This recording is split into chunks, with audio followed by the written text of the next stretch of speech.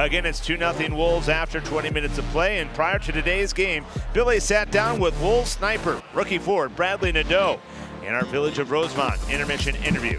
The Village of Rosemont, it's all here. Thank you, Jason. Bradly, first of all, a natural goal scorer you are. It's fun to watch you and where you position yourself in situations because of your ability to score goals. You scored in the second game this year with the Wolves in Hershey.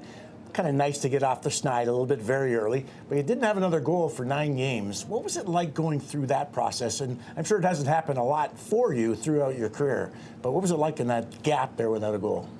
Yeah, I mean, you know, you're new to the league. Obviously, to get that first one out of the way was nice.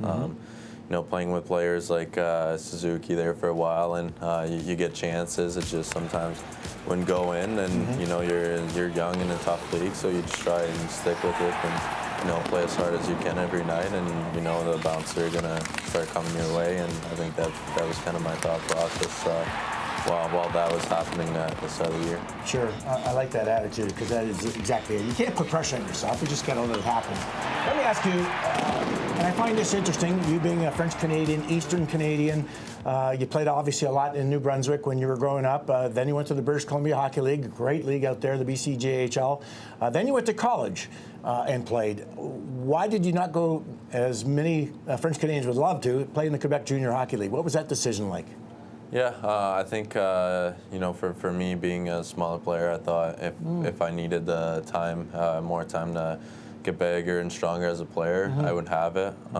So that way, you know, I played in the BC there, like you said, it gave me more time with the puck and just work on my skills and on my game, and I think that was really good for me to be able to do that. And then I got to college, and you know, it went well from there. But I think just having more time if I needed it, that was kind of the decision why I made that choice. Well, you and your brother flourished out there, winning a couple of championships. You dominated the league offensively. And those decisions you just talked about, I think, obviously worked out. You ended up being a first-round draft pick to the Carolina Hurricanes. How was that day being there and being selected and hearing your name being called out in the first round? Yeah, obviously it's like everyone dreams of that when you're a kid. It's not really something I expected from like when I went out west. You know, you just want to go there and hopefully everything turns out great. But when that day happened and you get drafted there first round, you get to go on the stage, and you know that's definitely one of the greatest day, and it was a dream coming true. Sure, the big picture too. How about the end of your career as a college player last year? You get the call and you get to play in your first National Hockey League game against Columbus, correct? What was that feeling like? You had to be a little bit nervous for that one. Yeah, for sure. I think you know, I got to do it with Jackson Blake that now plays in Carolina. That was. You know, that's something I'll remember for the rest of my life. Obviously, it's the first game, and to do it with someone is obviously amazing. And you know, it was I think it was a pretty good game, and hopefully we'll get more coming shortly. And sticking around for the rest of the playoffs too, as a black ace they always call it. But it had to be pretty neat to see the intensity of that time of the year. Yeah, I mean, you get to watch playoff hockey, which is best hockey to watch, and you know, I got the chance to be around some players, so you learn a thing or two from those amazing players and how they do it when you know, when it really counts in the playoffs. So that was a great experience for me. We chatted a little bit about this, and it finally came to fruition. You were selected to play on Team Canada in the World Junior Championships. Not only is it the World Junior Championships, but it was hosted in Canada, in Ottawa, pretty close, you know, to the Eastern Canadian side of things, and that had to be very neat also to be selected and play for your country. Yeah, you know, that's when you start playing hockey, that's also another dream of every single hockey player. So when I got the invite to go there, that was really amazing, and it was a fun experience, and that's also another memory that you'll always cherish forever. I don't want to put you on the spot, but what's going on with the World Junior team, though? Geez, it was just a tough result.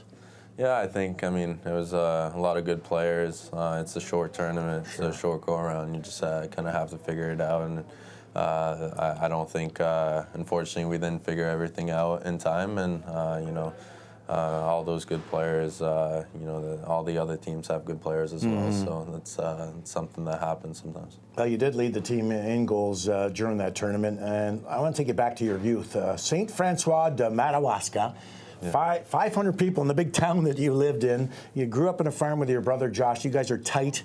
What was it like as kids growing up in that area?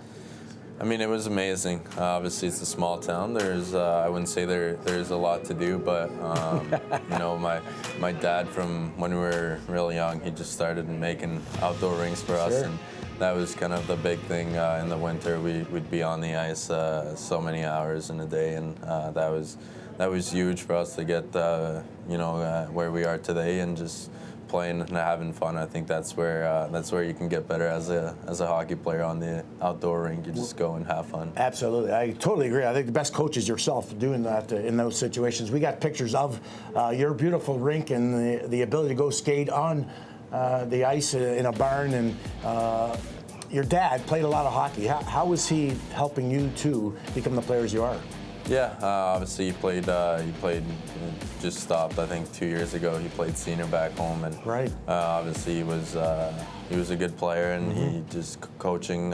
He would coach me. I think Pee Wee and Bantam. So just on the ODR, sometimes he'd come put his skates on, and we'd work on some stuff. So he was a really big part of where I am today, and grateful for that. Well, speaking of good players, this certainly is one. Bradley, it's been fun watching you play. Keep it up. Thank you.